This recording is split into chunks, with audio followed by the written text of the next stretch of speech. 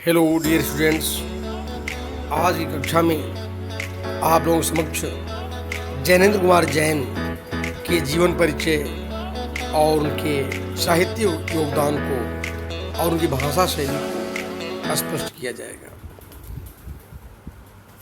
जैनेंद्र कुमार जैन आधुनिक हिंदी साहित्य के प्रसिद्ध कवि माने जाते हैं, साहित्यकार हैं जिन्होंने बहुमुखी प्रतिभा संपन्न विद्वान हैं।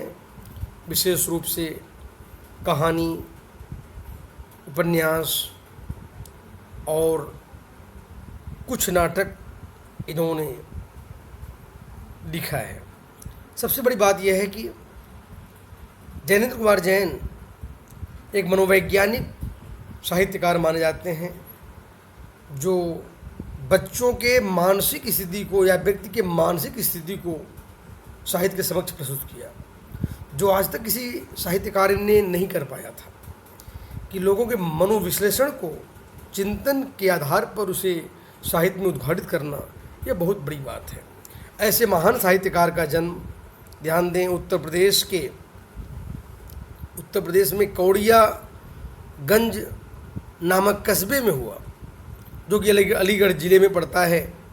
सन 1905 में ऐसे महान साहित्यकार का जन्म हुआ। जैनेंद्र कुमार जैन की जो पारिवारिक जो स्थिति थी वो काफ़ी महत्वपूर्ण और शिक्षित परिवार था इनका, उसका असर इनके ऊपर पड़ा। ये अपने आप में एक बहुत बड़ी बात है। इनके बचपन का नाम आनंदी लाल था और माँ का नाम राम देवी था। पिता, ध्यान दें, प्यारे लाल जी था इनके पिताजी का नाम। बड़े ही सहज सरल स्वभाव के थे।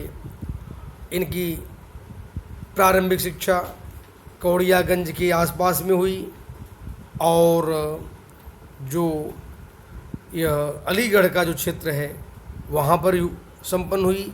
उच्च शिक्षा इनकी, ध्यान दें, यानी प्रारंभिक शिक्षा के बारे में हस्तिनापुर में एक जैन गुरुकुल है, जैन गुरुकुल में संपन्न हुआ हम कह सकते हैं।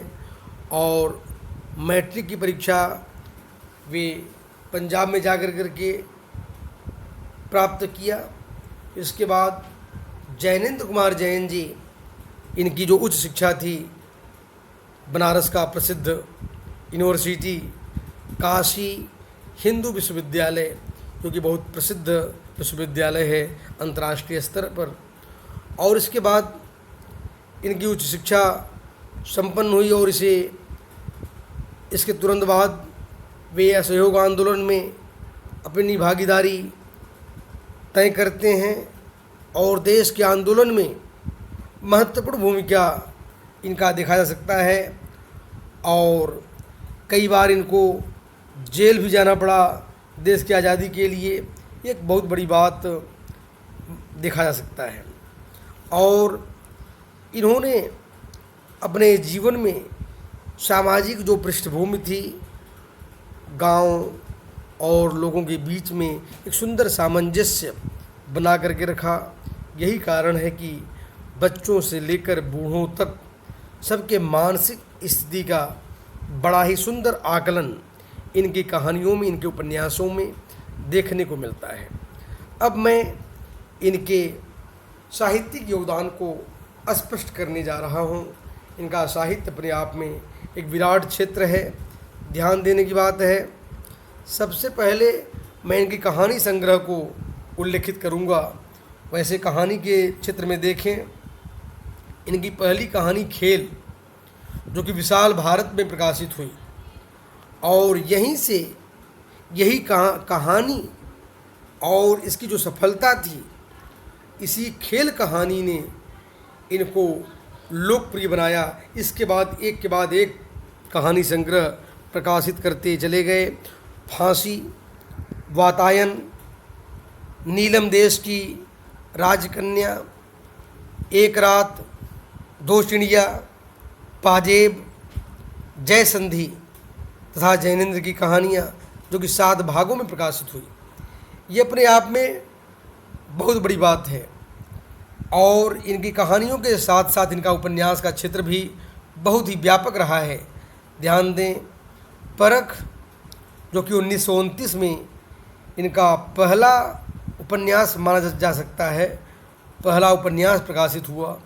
फिर सुनीता, त्यागपत्र, कल्याणी, विवर्त, सुखदा, व्यतीत, जयवर्धन। अब आप समझ सकते हैं कि एक कुशल उपन्यासकार के रूप में इनके उपन्यासों की जो सूची है वो लंबी है, देखी जा सकती है। और इन्होंने कई निबंध संग्रह भी प्रकाशित किए।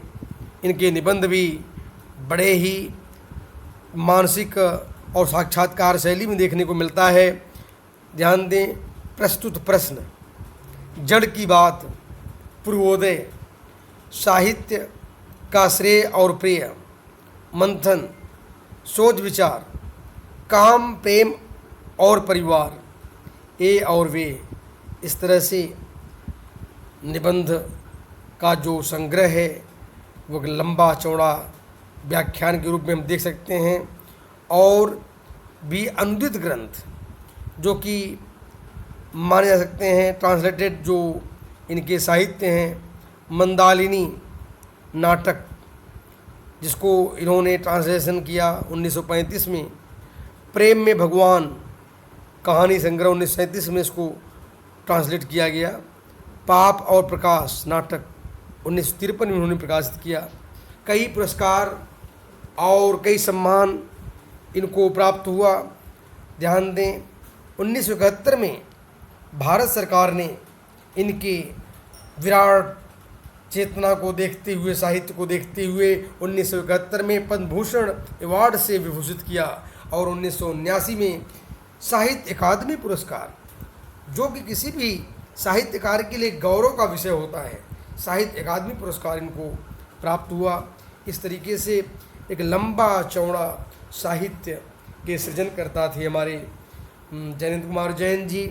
ऐसे महान साहित्यकार की मृत्यु जो है 1988 में हुई, यानी कहा जा सकता है कि 83 साल की अवस्था में इनका देहावसान हुआ। और 83 साल के लंबे जीवन का साहित्य में बहुत जम करके प्रयोग किया। अगर इनके साहित्य का संपूर्ण आकलन करें हम, इनकी कहानियों का और उनके उपन्यास का और इनके निबंधों का, इनकी भाषा शैली के स्वरूप को हम समझ सकते हैं।